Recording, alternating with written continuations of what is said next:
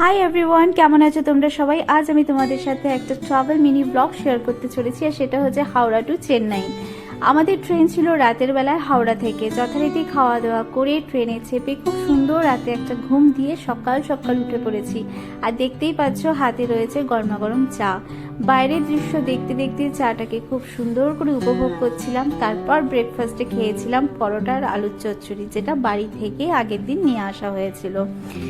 তো যাই হোক, বাইরে বেরোলে খিদেটা যেন একটু বেশিই পেয়ে যায়, তো আমারও সেই অবস্থা হয়েছে।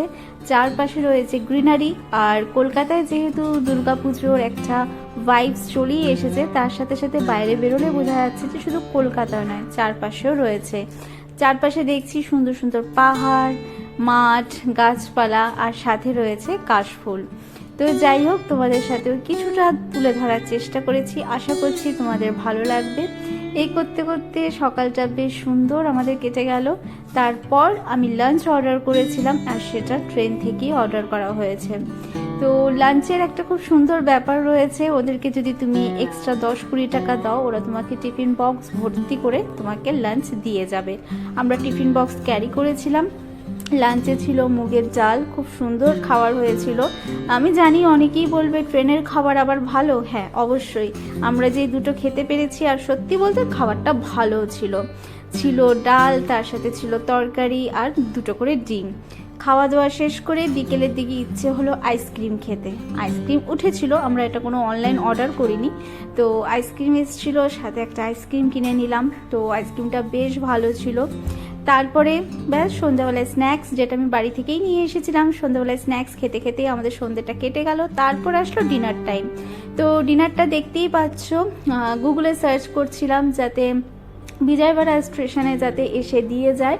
তো ওখানেই একটু বেশিক্ষণ ট্রেনটা থামে, তো যার জন্য ওখানেই অর্ডার করেছিলাম রেলোফি অ্যাপ থেকে ডোসা।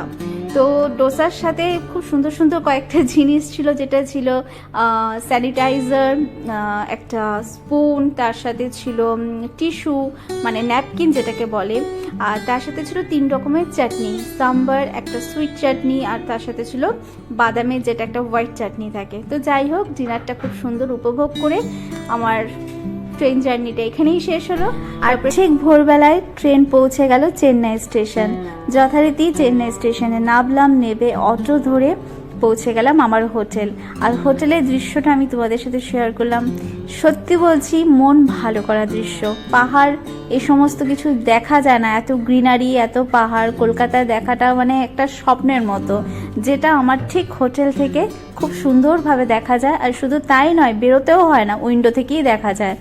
তো আমার এতটাই ভালো লেগেছে, আমি এইভাবেই হোটেলটা সিলেক্ট করেছিলাম যাতে বাইরের দৃশ্যটা দেখতে পারি।